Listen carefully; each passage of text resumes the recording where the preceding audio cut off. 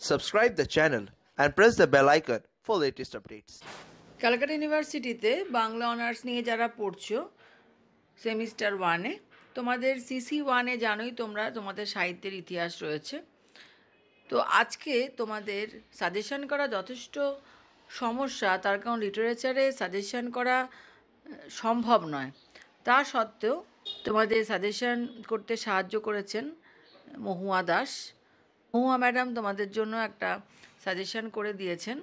তো আমরা আজকে সেই সাজেশনটি তোমাদের সামনে তুলে ধরব। তো উনি যে কোশ্চেনগুলো তোমাদের এবছর ইম্পর্টেন্ট হিসেবে দিয়েছেন সেই কোশ্চেনগুলো এখন আমরা দেখে নেব। দেখো, সিসি 1-এ বাংলা সাহিত্যের ইতিহাস 1800 খ্রিস্টাব্দ পর্যন্ত। এখানে তোমাদের যে মডিউলগুলো রয়েছে তার মধ্যে প্রথম মডিউলে যে কোশ্চেনগুলো আছে সেগুলো আজকে তোমাদেরকে বলবো। তো এখানে প্রত্যেকটা কোশ্চেনেরই মান কিন্তু 10 করে। তোমরা জানো যে তোমাদের 10 নম্বরের কোশ্চেন প্রত্যেকটা মডিউল থেকে একটা করে আসবে। তো এখানে দেখো, প্রথমেই 1 নম্বরে রয়েছে চর্যাপদে প্রতিফলিত সমকালীন সমাজ জীবন। নেক্সট হচ্ছে বাংলা সাহিত্যে চর্যাপদের গুরুত্ব, বাংলা সাহিত্যে তুর্কি আক্রমণের প্রভাব, শ্রীকৃষ্ণ কীর্তন কাব্যে চণ্ডীদাস সমস্যা। শ্রীকৃষ্ণ কীর্তন কাব্য কখনোই চৈতন্যোত্তর যুগের কাব্য নয়, কাহিনী ও ভাব বিশ্লেষণ করে বুঝিয়ে দাও। শ্রীকৃষ্ণ কীর্তনের সাহিত্য মূল্য, এর সঙ্গে চর্যাপদ ও শ্রীকৃষ্ণ কীর্তনের আবিষ্কারকাল, রচনাকাল, প্রকাশকাল অর্থাৎ ছোট ছোট অংশগুলিও কিন্তু তোমাদেরকে পড়তে হবে। তাহলে মডিউল 1 থেকে তোমাদের 10 নম্বরের যে কোশ্চেনগুলো দিলাম সেগুলো তো তোমরা পড়বেই।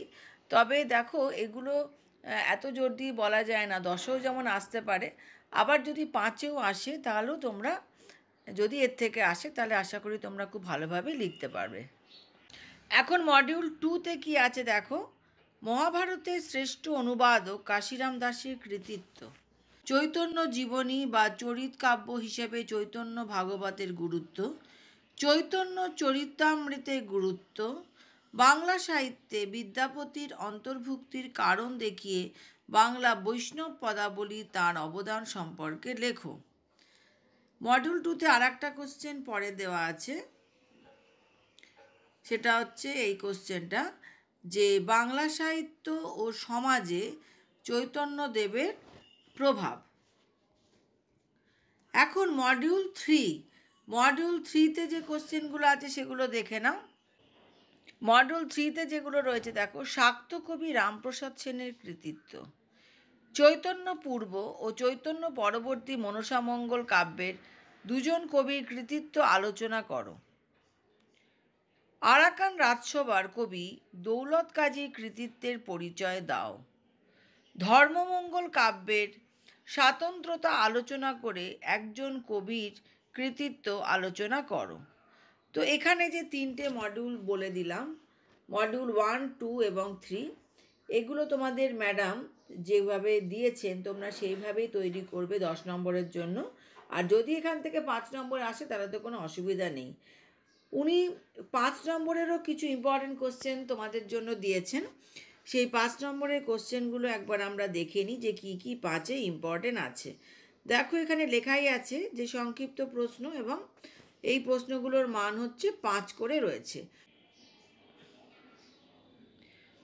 প্রথমেই দেখো, 1 নম্বরে রয়েছে চর্যার ভাষাকে সন্ধ্যা ভাষা বলা হয় কেন, বাংলা সাহিত্যে যুগবিভাগ, চর্যার নামকরণ, চণ্ডীদাস সমস্যা, কৃত্তিবাসের আবির্ভাবকাল, মঙ্গল কাব্যের সংজ্ঞা উদ্ভব বৈশিষ্ট্য, ধর্মমঙ্গলকে রাঢ়ের জাতীয় মহাকাব্য বলার কারণ, সৈয়দ আলাত্তলের কবি কৃতিত্ব, কমলাকান্ত ভট্টাচার্যের কবি প্রতিভার সংক্ষিপ্ত পরিচয়, চর্যার সাহিত্য মূল্য, এবং যে টিকাগুলো রয়েছে সেগুলো হচ্ছে শ্রীকৃষ্ণ বিজয়, শ্রীরাম পাঁচালী, সতী ময়না, বিদ্যাসুন্দর, পরাগলি মহাভারত, ইউসুফ জোলেফা।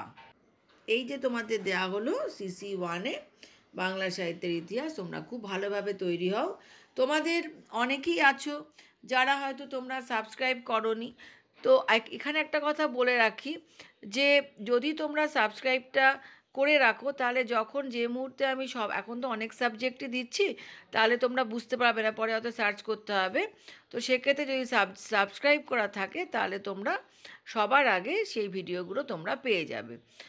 যদি মনে হয় যে হ্যাঁ সাজেশনটি ভালো লাগলো বা তোমরা বুঝলে, তাহলে অবশ্যই একটা লাইক করবে এবং পরবর্তী ভিডিওর জন্য অবশ্যই কমেন্ট করে জানাবে।